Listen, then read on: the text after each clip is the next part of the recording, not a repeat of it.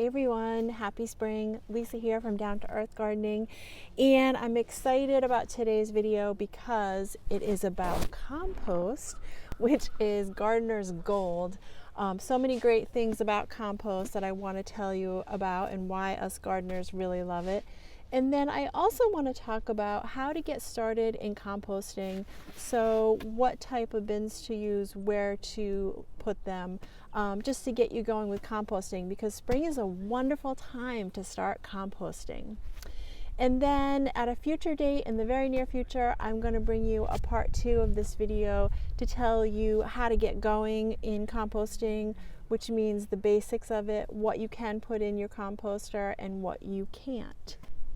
So first I want to talk about the reasons for composting. And the number one reason is because it offers so many nutrients for your garden. So it's wonderful as an amendment to your garden. And in the spring, I like to get out there and do some amending in my vegetable bed and my flowers bed. It's a great time for that. So compost is a wonderful garden amendment, the best. Number 2 is that you really reduce your footprint because you're lessening your kitchen waste. So I don't know about you, but even with just the two of us, we have a lot of trash, and it really cuts down on the amount of trash that we have because I can compost a lot of my kitchen waste and also some other things that I'll talk about in part 2. And number 3 is it saves me money because in the past, before I started my own compost bins and piles, I would go out and I would purchase manure or compost from my garden. So now I have a little more money to spend on my plants and vegetables. So I love that. So first I want to talk about where to put your compost pile because there is some thought that goes into that. And you do have some options if you have a little bit of property. I've got mine on a somewhat level area here, so you do want to pick a level spot in your yard.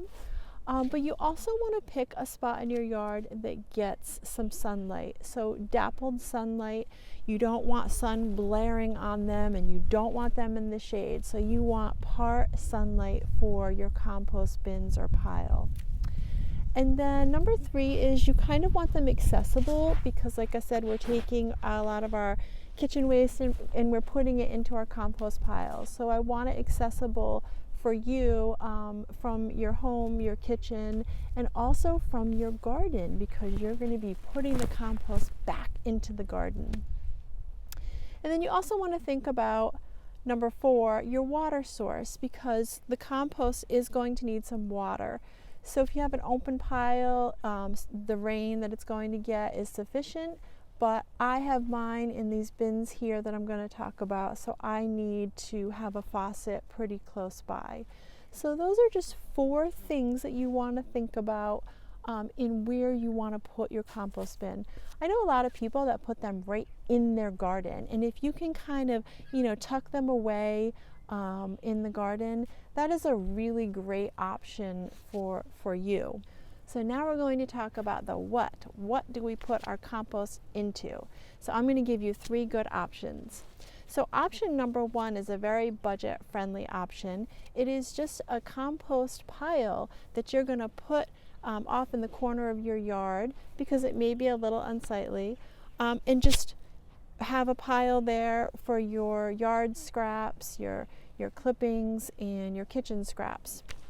So the plus of that is it's budget friendly, but the minus is that it could be a little unsightly, so make sure you set that off in a corner of your yard where you can't really see it.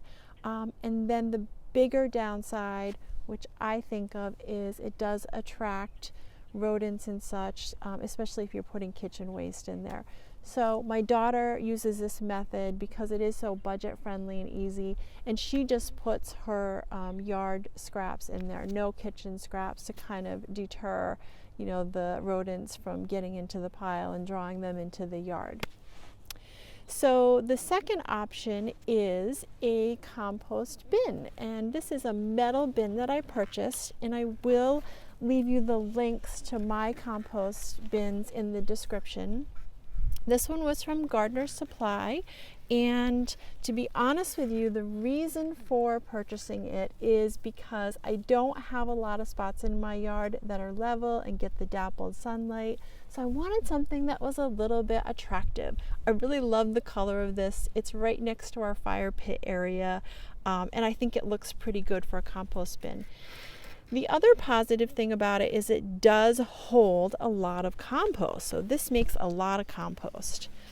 And so I'm just going to show you briefly. You're going to get to see all the goodies in here. The top opens. This is where you put your compost in.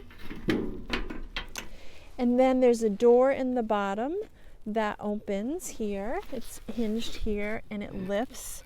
And that's where you get your good stuff. Your compost comes out of here. It's got, it's nicely aerated, which is really important. So I do really like this. You can put a lot of compost in this bin here, but I will tell you that the negative is that your compost really, to speed it up, should be stirred and moved around. And with this type of composter, it's really difficult to do that. So what I try to do is more of a layering method, which I will talk about in the next video, which is part 2 of composting. So there's some pluses and minuses. The other thing I do want to mention is, as when I was talking about the pile, I was telling you how I'm a little creeped out by rodents, particularly snakes. So I did have this base made for my composter, but typically they go right onto the ground, the bins, and there's such a benefit to that because they drain really well right onto the ground, and also the worms can get in there. So I know it's kind of funny that I'm a gardener and I get creeped out by snakes, but that's the truth of it. You're really getting to know me here. What I do is when I see some worms, I'll throw them in here. And I checked the other day, there's a lot of good worm action in there. So, and it still does drain pretty well. And then the third option here is my tumbler, which this is another really good option. I like that it's on a stand. I feel like this is still not terrible looking off in the yard here. And the benefit to this is, I will say, because it's a tumbler, when I'm out in the yard, I come out and I will tumble it around. So it's like you're stirring it. That it does make compost a little bit quicker than the bin. So I can get in 6 months a good batch here of compost. And so this is where I actually took this little bit in the bucket from, was this tumbler. So the downside to this is, at a certain point when it's filled up, you have to leave it alone for a while.